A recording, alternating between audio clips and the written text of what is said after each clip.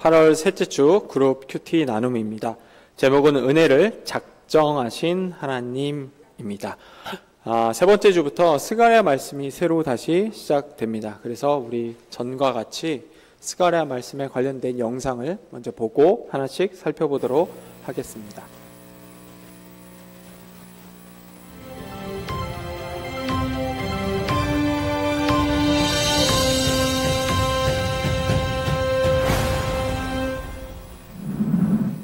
안녕하세요. 이번에는 스가랴에 대해서 살펴보겠습니다. 학개, 스가랴, 말라기는 포로기 이후 페르시아 시대를 배경으로 구약 선지 문학을 이룹니다. 학개와 스가랴는 동시대 인물로 페르시아의 세 번째 왕인 다리오 1세 때에 서로 힘을 합쳐 예루살렘 성전을 건축하는 일을 독려합니다. 스가랴의 사역은 학개의 사역이 시작된 지 2개월 후에, 즉 다리오 왕 제2년 8째 달 주전 520년에 여호와의 말씀이 임함으로써 시작됩니다. 그의 마지막 사역이 기록된 연대는 다리오 왕 제4년 9째 달 4일이므로 그가 예루살렘에서 성전이 완성되는 약 2년 동안 계속 사역했으며 스가랴 9장에서 14장의 내용을 보아 성전이 완성된 후에도 계속 사역했음을 알 수 있습니다. 학개는 백성들에게 성전을 짓도록 동기부여를 한 반면 스가랴는 그들에게 회개와 영적인 개혁을 촉구합니다. 스가랴는 성전 건축이 완료되었을 때 합당한 예배를 드리도록 백성들을 준비시키는 임무를 맡았습니다. 학개는 당시 총독이자 리더였던 스룹바벨을 오실 메시아의 예표로 제시한 것으로 마치는데 스가랴는 진정한 메시아의 오심을 예언합니다. 스가랴의 메시지의 주제는 회개하고 하나님의 왕국과 메시아의 오심을 준비하라는 것입니다. 그러기에 소선지자 중에서 메시아에 대한 예언이 가장 많은 책입니다. 구약 전체에서 이사야 다음으로 메시아적 목자, 왕에 대한 이야기와 예언이 많이 나옵니다. 신약에서는 70회 이상 스가랴를 직접 인용하거나 암시하는데 대부분이 계시록에서 발견됩니다. 스가랴는 여호와께서 기억하신다는 의미입니다. 이것은 포로기 이후 백성들을 향한 하나님의 핵심 메시지이기도 합니다. 페르시아의 통치하에서 포로 생활을 하다가 조국으로 귀환한 이스라엘 백성들에게는 많은 것들이 기대 이하였습니다.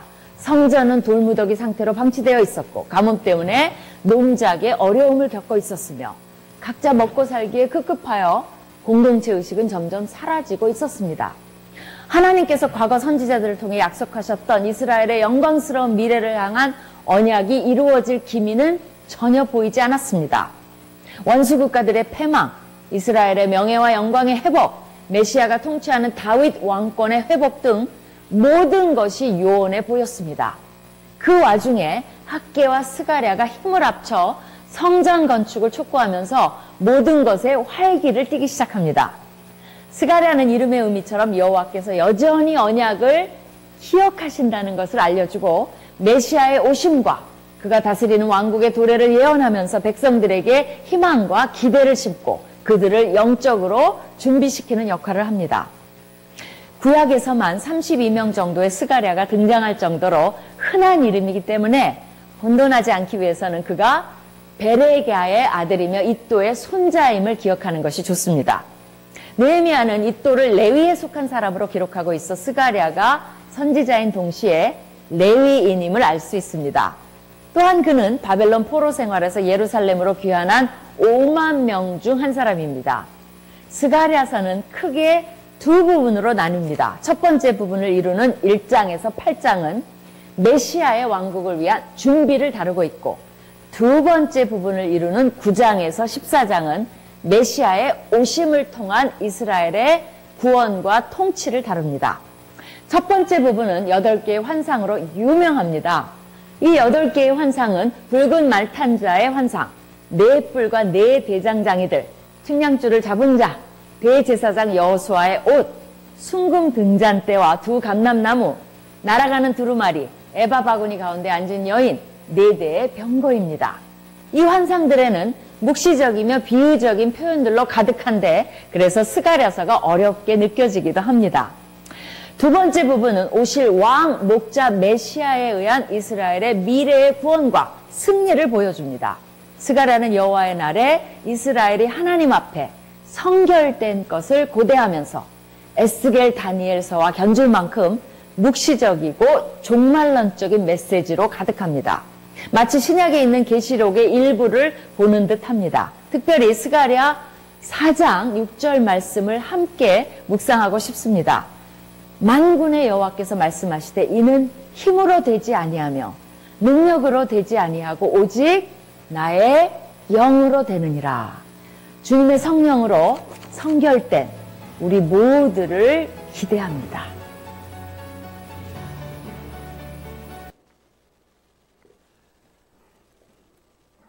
설명을 되게 잘해 주셔서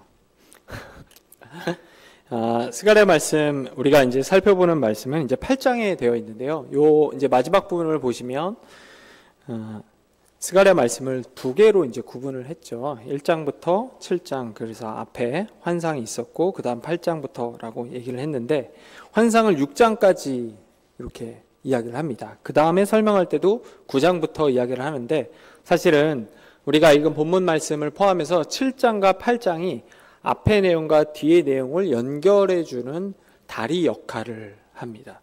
그래서 어떤 면에서는 굉장히 중요한데 그 이유 가운데 하나는 이 7장과 8장이 하나님의 마음을 드러내주고 있기 때문입니다.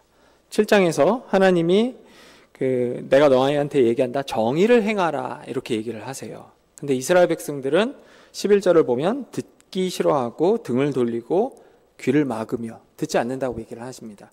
그러니까 간단하게 얘기하면 돌아와라 이스라엘 백성들아, 이렇게 얘기를 하는데 안 돌아와요. 그때 하나님이 어떻게 하시냐면 자기의 마음을 이렇게 표현하십니다. 내가 갈게. 이게 하나님의 마음인 거죠. 이 하나님의 마음이 7장과 8장에 걸쳐서 나타나 있습니다. 사실 여러 가지 중요한 환상들도 있고 하지만 정말 중요한 거는 하나님의 마음을 아는 게 중요하죠. 그 하나님의 마음을 알고 반응을 하고 살아가는 것만큼 중요한 게 없는데 그 내용이 7장과 8장에 걸쳐져 있습니다. 우리 매일 성경 하나씩 살펴보도록 하겠습니다. 하나님과 귀한 백성 사이에 변화가 일어나고 있습니다. 첫 번째 질문입니다. 유다 족속을 대하는 하나님의 태도가 어떻게 변합니까? 라고 되어 있는데요. 14절과 15절의 내용을 보면 이렇게 되어 있습니다. 하나님께서 재앙을 내리기로 작정하셨으나 그 뜻을 돌이켜 은혜 베풀기로 바꾸셨다는 작정을 이야기하고 있습니다. 첫 번째, 이스라엘 백성들이 듣지 않으면 하나님께서는 재앙을 내리기로 결정하셨는데 이스라엘 백성들은 듣지 않죠. 하나님께서 그 뜻을 돌이켜 은혜 베풀기로 작정했다고 되어 있습니다. 그 하나님의 은혜 때문에 유다 백성들은 회개하고 주님께 돌아올 수 있게 된 것이죠. 그래서 우리는 언제나 하나님의 은혜를 먼저 말해야 되고 하나님의 은혜가 먼저라는 것을 기억해야만 합니다. 하나님의 은혜, 이 단어가 사실은 우리 장로교회, 개혁파 장로교회의 핵심 사상이기도 합니다. 이 안에 다른 어떤 걸 집어넣지 않아요. 우리가 종교개혁을 이야기할 때 늘 천주교, 로마 카톨릭부터 이제 나온 걸 얘기하는데 우리가 로마 카톨릭하고 등을 돌린 이유 가운데 하나가 하나님의 은혜와 인간의 노력을 더할 것이냐 아니냐 이 차이입니다. 그래서 이렇게 제가 아이들한테 설명할 때 이렇게 하거든요. 구원을 이야기할 때, 구속을 이야기할 때, 하나님 나라를 이야기할 때 개혁파 장로교회는 한 손, 나머지 교파는 양손이다 이렇게 얘기를 해요. 다른 데는 하나님께서 손을 내밀면 이게 하나님의 은혜라고 얘기를 하고 인간이 이걸 잡으면 그게 구원이 이루어진다. 이게 천주교도 그렇고요. 천주교와 결을 같이 하는 루터나 다른 교파들도 이렇게 하는데 개혁파 장로교회는 하나님이 전적으로 온전한 은혜로 우리를 붙잡고 이끄신다라고 얘기를 해요. 우리는 스스로 하나님을 찾아갈 수도 없고 하나님이 누군지도 알 수 없는 그런 아무 능력이 없는 존재로 우리는 보거든요. 그래서 우리는 전적인 하나님의 은혜, 그 은혜가 아니면 안 된다 해갖고 이 본문의 말씀의 질문도 하나님의 은혜가 먼저다. 그래야 회개가 일어나고 그래야 하나님께 나아갈 수 있고 그래야 정의를 행할 수 있다라는 식으로 이야기하고 있습니다. 2번, 먼저 돌이키신 하나님은 백성에게 어떤 변화를 기대하고 있습니까? 우리 16절과 17절 한번 같이 읽도록 하겠습니다. 너희가 행한 일은 이러하니라. 너희는 이웃과 더불어 진리를 말하며 너희 성문에서 진실하고 화평한 재판을 베풀고 마음에 서로 해하기를 도모하지 말며 거짓 맹세를 좋아하지 말라. 이 모든 일은 내가 미워하는 것이니라. 여호와의 말이니라. 먼저 돌이키신 하나님이 백성에게 기대하는 것은 이웃과 더불어 진리를 말하고 진실과 평화의 재판을 베풀며 서로 거짓으로 해하지 않기라고 할 수 있습니다. 하나님은 공의로운 재판, 인애와 긍휼, 그리고 가난한 자를 돕는 삶과 같은 것을 기대하셨습니다. 그게 7장 10절에 나와요. 과부와 고아와 나그네의 궁핍한 자를 압제하지 말라. 근데 유다 백성들은 이 말씀을 정확하게 무시하고 불의한 삶을 선택을 합니다. 그러다 어떻게 되죠? 이스라엘 백성들 자체가 율법을 지키지 않으므로 약속의 땅에서 추방당할 것을 듣고도 추방을 당하고 포로기의 때도 하나님을 잘 찾지 않습니다. 그래서 성경은 회개하고 돌아오는 하나님의 백성들을 향해 기대를 하시는 거예요. 하나님의 은혜를 베풀었고 그 은혜의 결과 하나님께 회개를 했고 그 결과 하나님께서 이제 다시 고향으로 돌아가자. 그때 그 이스라엘 백성들을 향해서 한마디로 정의를 너희가 행하길 원한다. 이 얘기를 하고 있다고 할 수 있습니다. 우리가 보통 산상수훈이라고 얘기를 하죠. 여러 가지 복이 나오는데 애통하는 자는 막 이런 식으로 막 설명을 하잖아요. 거기 있는 내용이 하나가 단순히 의가 있는 자는 핍박을 받을 것이야 라고 할 때 이 의는 정확하게 정의를 가리킵니다. 여러분 그냥 보통 의라고 얘기하면 하나님과 나와의 개인적인 관계예요. 내가 하나님과의 개인적인 관계 아무도 몰라요. 그냥 나와 하나님과의 개인적 관계가 너무 좋으면 옆에서 핍박을 할까요? 안 합니다. 그래서 정확한 명칭은 정의입니다. 정의를 행하면 불의를 그냥 보지 않고 정의를 행하면 너만 잘났어? 넌 왜 그래? 왜 이렇게 튀어? 이러면서 핍박을 받아요. 정의. 왜냐하면 사람은 본능적으로 불의를 좋아하거든요. 그래서 정의를 행하는 자는 핍박을 받습니다. 지금 하나님이 유다 백성을 향해서 과부, 고아, 나그네, 궁핍한 자를 함부로 대하지 말라. 정의를 행하라. 이렇게 얘기를 하는 거죠. 근데 안 들었어요. 어쩔 수 없는 거죠. 죄 아래에 있는 우리의 모습. 하나님의 은혜를 베풀자 이들이 회개하고 돌아오는데 그때 이들이 정의를 행하겠구나. 이거를 하나님이 기대하는 마음으로 공의로운 재판, 인애와 긍휼, 가난한 자를 돕는 삶 이것들을 이야기합니다. 참고로 여러분 정의를 이야기할 때 성경은 그 가난한 자, 그다음에 고아, 과부, 나그네 된 사람들로부터 정의를 시작하라고 얘기를 합니다. 가지고 있는 자가 아니라 고아, 과부, 나그네, 부모 잃은 자 이런 사람들로부터. 이걸 조금 더 다른 표현으로 하냐면 출애굽기에서 노예된 사람들. 정의가 출발을 해야 되는데 우리는 어디서부터 출발할지 모르거든요. 근데 성경은 구약과 신약에 걸쳐서 분명하게 얘기를 해요. 네 그룹 하면서 가난한 자, 가지지 못한 자, 고아, 과부 여기서부터 정의를 출발하라고 얘기를 합니다. 왜 그랬을까요? 여러분 사실 고아, 과부는 다른 사람들과 비교했을 때 힘이 없어도 너무 없습니다. 가지지 못한 사람들은 동일한 상황 속에서도 예를 들어 어떤 사람은 돈이 많아요. 어떤 사람은 돈이 아무것도 없습니다. 심지어 부모도 없어요. 똑같이 불의를 당했을 때 돈이 있는 사람, 권력이 있는 사람들은 그래도 잘 헤쳐나갈 수 있어요. 하지만 아무것도 가지지 못한 고아, 과부 이런 사람들은요. 혼자서 그 문제를 해결하기가 너무 힘들어요. 그래서 성경은 아주 밑바닥에 있는 그 사람들로부터 정의를 시행하라고 합니다. 이게 여러분 성경의 정의의 출발점이고요. 성경의 정의가 우리에게 보여주고 있는 이야기 가운데 하나입니다. 나눔 1입니다. 하나님은 귀한 백성에게 진노를 거두시고 그들에게 새 삶의 의무를 부과하셨습니다.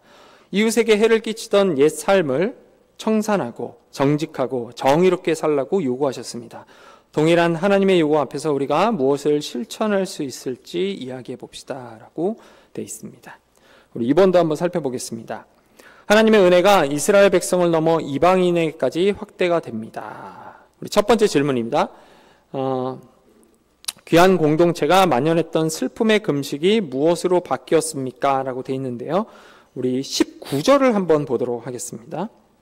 19절 제가 있습니다. 만군의 여호와가 이같이 말하노라. 넷째 달의 금식과 다섯째 달의 금식과 일곱째 달의 금식과 열째 달의 금식이 변하여 유다 족속에게 기쁨과 즐거움과 희락의 절기들이 되리니 오직 너희는 진리와 화평을 사랑할지라 라고 되어 있습니다. 귀한 공동체에게 만연했던 슬픔의 금식이 기쁨과 즐거움과 희락의 절기로 바뀔 것이다. 고통 가운데 있는 너희의 아픔이, 너희의 슬픔이 기쁨으로 바뀔 것이다 라고 이야기하고 있습니다. 주님이 오시기 586년 전, 첫 번째 예루살렘 성벽에 구멍이 나면서 파괴가 되고요. 두 번째 솔로몬 성전이 불에 탑니다. 예루살렘이 그리고 포위까지 되고 결국 망하게 되는 거죠. 우리 8월 15일 날 보니까 나라를 잃었던, 그때 독립운동을 했던, 그때 학생이었던 분들이 나와서 100세, 102세 되시는 분들이 나와서 당시 상황을 이야기하는 것, 인터뷰하는 내용들이 나오더라고요. 저도 그걸 경험하지 못했죠. 저희 부모님은 6.25를 겪었으니까 나라가 이렇게 거의 무너지는 그거를 이제 경험을 하셨죠. 그래서 종종 이야기를 듣는데 약간 감정이 교차되면서 느껴지는 부분들이 있더라고요. 말씀을 준비하는데 유다 백성들도 그랬겠죠. 이 절기 동안에 금식을 하는데 그날을 떠오르는 거야. 8월 15일, 우리가 나라를 되찾으려고 했는데 안 됐지. 되찾았는데 우리 힘으로 하지 못하고 어쨌든 우리가 다시 국가를 얻었는데 우리가 신탁 통치, 다른 강대국들이 우리를 통치하려고 했지. 자유가 여전히 없네. 좀 있다 보니까 또 한번 나라를 잃을 수도 있는 6.25가 터지는 겁니다. 비슷한 상황들이 지금 유다 백성들에게 있기 때문에 이들이 금식을 하는 거예요. 그 달, 매해 그 달, 넷째 달, 다섯째 달 우리에게 있었던 성벽에 구멍이 났는데 나중엔 파괴가 됐고, 우리가 그토록 기다렸던, 우리가 그토록 찾았던 메시아 상이었던 다윗의 아들이었던 솔로몬이 지었던 성전이 파괴됐고, 솔로몬 성전이 파괴됐다는 것은 우리의 한 인생을 거의 바쳤다고도 할 수 있는 우리 동인교회가 사라졌다고 보시면 돼요. 더 이상 예배 드릴 데가 없는 거예요. 그 슬픔과 아픔이 금식으로 여기서 이제 표현되는데, 하나님이 그런 자들을 향해서 너의 슬픔을 내가 반드시 기쁨으로 바꾸겠다고 약속하고 있다고 볼 수 있습니다. 두 번째, 이스라엘을 둘러싼 주변 나라 백성에게 어떤 변화가 일어납니까? 라고 되어 있는데요. 20절과 22절 우리 한번 같이 읽어보도록 하겠습니다. 만군의 여호와가 이같이 말하노라. 다시 여러 백성과 많은 성읍의 주민이 올 것이라. 이 성읍 주민이 저 성읍에 가서 이르기를 우리가 속히 가서 만군의 여호와를 찾고 여호와께 은혜를 구하자 하면 나도 가겠노라 하겠으며, 많은 백성과 강대한 나라들이 예루살렘으로 와서 만군의 여호와를 찾고 여호와께 은혜를 구하리라. 이스라엘을 둘러싼 주변 나라 백성에게, 주변 나라 백성들이 만군의 여호와를 부르짖으며 돌아갈 것을 이야기하고 있습니다. 만군의 여호와라는 것은 신 중의 신, 하나님 중의 하나님, 모든 것을 통치한다는 것을 의미합니다. 당시에는 여러 신들이 존재를 했었죠. 근데 이 이방인들이 여호와 하나님을 보면서 신 중의 신은 여호와다라는 것을 듣고 자신들의 삶을 바꾸기로 결정했다고 볼 수 있습니다. 사실 유다 백성이 바벨론 포로로부터 해방되어 자유를 얻어 예루살렘으로 돌아가는 것을 두고 이스라엘 백성들이 출애굽 때 애굽에서 나와 약속의 땅으로 가는 것, 약속의 땅의 입장에서는 돌아오는 것, 이렇게 겹쳐서 이야기를 합니다. 그래서 어떤 면에서는 어떤 분들은 이게 두 번째 출애굽기 사건과도 같다라고 하는데, 여러분 출애굽기를 보시면 애굽에서 이스라엘이 나올 때 많은 이방 민족들이 함께 한다는 장면이 있습니다.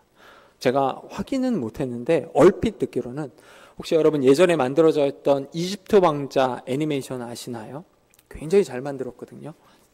그 애굽에서 이제 나올 때 이방 군사들, 이방인들이 그려져 있다라는 얘기가 있습니다.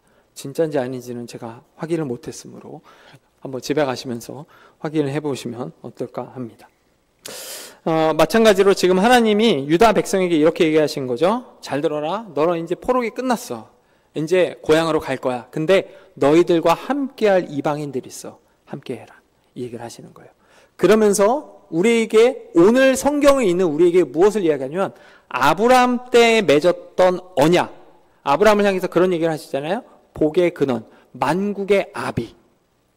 이때 표현은 이방인을 다 포함하는 겁니다. 그 언약을 하나님께서 기억하시고 이제 실행하시겠다라는 것을 보여주고 있다고 할 수 있습니다. 우리 세 번째입니다.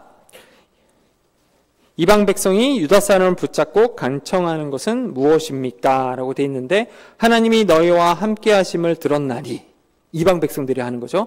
우리 민족도 너희와 함께 가려 하노라 라고 되어 있습니다. 예전에 그 고등학생들 담당했을 때 성경 공부를 하는데 이렇게 얘기하는 친구가 있더라고요. 구약의 하나님은 무서운 하나님, 신약의 하나님은 사랑의 하나님. 얼핏 이렇게 보면 그럴 수 있는데 사실은 같은 하나님이죠. 또 어떤 분이 이런 얘기를 하신 적이 있어요. 구약에서는 이스라엘만 본보기로 뽑아서 구원하셨고 신약에서는 이방인들도 바울을 통해서 불렀다. 네, 아닙니다. 이방인들, 이스라엘을 선택해서 롤 모델로 삼아서 시험하신 것은 맞지만 이 성경 구약을 보면 많진 않지만 출애굽 때 방금 언급한 것처럼 가나안 땅에서도 그렇지만 여리고성에 들어갈 때 기생 라합이 여호와 하나님의 일하심을 듣고 반응한 것처럼 언제나 구원의 문은 항상 이방인들에게도 열려 있었습니다. 이거는 아브라함 언약 때부터 시작한 거죠. 그래서 우리 아까 영상에 보면은 이 스가랴서를 이야기할 때 언약을 기억하시는 하나님 이런 표현이 등장하죠.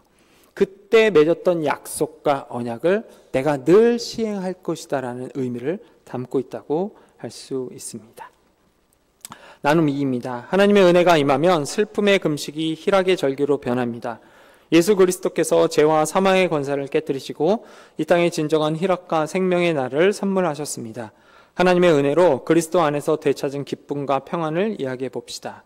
나눔 3입니다. 이방 민족이 유다 백성을 통해 하나님의 능력을 보고 하나님의 위대하심을 찬양하면서 하나님께로 나아옵니다. 교회는 세상에 하나님의 사랑을 전달하는 은혜의 통로입니다. 은혜와 복의 통로가 되기 위해 우리가 갖추고 실천해야 할 것이 무엇인지 이야기해 봅시다 라고 되어 있습니다. 오늘 본문 말씀 이제 다루면서 사실 첫 번째 질문에 속하는 유다 족속을 대하는 하나님의 태도가 어떻게 변합니까? 이것과 관련해서 저는 개인적으로 질문을 굉장히 많이 받았습니다. 하나님이 변하십니까? 하나님의 주권과 섭리와 하나님의 뜻이 있고 인간의 자유의지는 어디까지 됩니까? 이런 질문을 굉장히 많이 하시거든요. 논리적으로는 우리가 설명할 수 없습니다. 제가 2년 전인가 그 감리교 감신대에서 가르치는 조식신학 교수님하고 총신대에서 가르치는 조식신학 교수님 두 분이 유튜브에서 붙었습니다. 누가 이겼을까요? 제가 정확하게 얘기하면 우리 같은 개혁파 장로교회는 이길 수가 없어요. 논리적으로.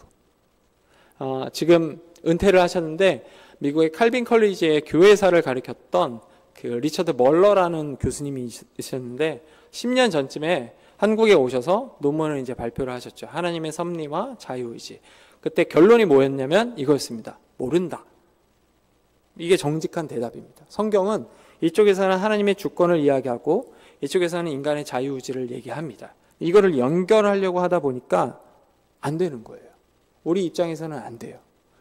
왜냐하면 하나님의 주권을 강조하다 보면 잘못하면 우리가 운명론에 빠집니다. 예정이 아니거든요. 성경은 분명히 두 가지를 다 얘기를 하고 있어요. 저도 한참 고민을 했는데 제가 내린 결론 중 하나는 모른다가 정직한 대답이고 굳이 표현하자면 이해할 수 없는 하나님 믿음으로 받아들이기가 맞지 않나 싶습니다. 예정이라고 하는 것, 인간의 자유의지라고 하는 것, 여러분 인생을 다 살고 구원을 받은 사람이 딱 뒤돌아보면 어느 순간 딱 알고 있어요. 아, 주님께서 나를 인도하셨네. 내가 다 선택했다고 봤는데 그때 깨닫게 되는 거죠. 여러분이 구원을 받으셨다면 지금까지 살아왔던 삶을 뒤를 딱 돌아봤을 때 내가 구원의 문을 넘어왔네. 내가 지금까지 내가 선택한 건 줄 알았는데 하나님의 주권으로 내가 여기까지 왔구나. 이게 탁 보입니다. 성경은 두 가지를 다 얘기할 수 있지만 우리가 믿음으로 반응하면 사실 이거는 쉽게 해결이 가능한 부분입니다. 하나님은 변하지 않으시죠. 큰 구원이라는 계획 속에서 인간의 반응을 보시면서 대답을 하시지만 결국 하나님은 칼빈이 이야기한 것처럼 아무리 미친 말이 날뛰어도 그 고삐를 붙잡고 가시는 분입니다. 우리가 아무리 하나님을 싫어한다고 반항한다 할지언정 하나님께서 우리의 인생의 끈을 붙잡고 가신다면 우리의 선택은 결국 구원이라는 곳에 도착하게 되어 있죠. 제가 아이들 향해서 주일 하루 핸드폰 관련된 영상 유튜브 금식 이거를 선포했습니다. 잘 지킬까요? 절대 안 지키고 있습니다. 큰일 나요. 근데 제가 안타까우니까 이제 얘기를 하는 거잖아요. 네, 여러분 7장과 8장에 걸쳐서 하나님이 우리에게 드러내는 마음의 표현이 이거예요. 너가 걱정하는 것만큼 나도 걱정돼. 나도 유다를 향해서 선포했거든. 안 듣더라. 정의를 행하라고 했는데 안 들어. 너가 걱정하는 만큼 나도 걱정해. 그래서 하나님이 어떻게 하시면 직접 은혜를 베푸십니다. 주권이시죠. 그때 인간이 어떻게 하죠?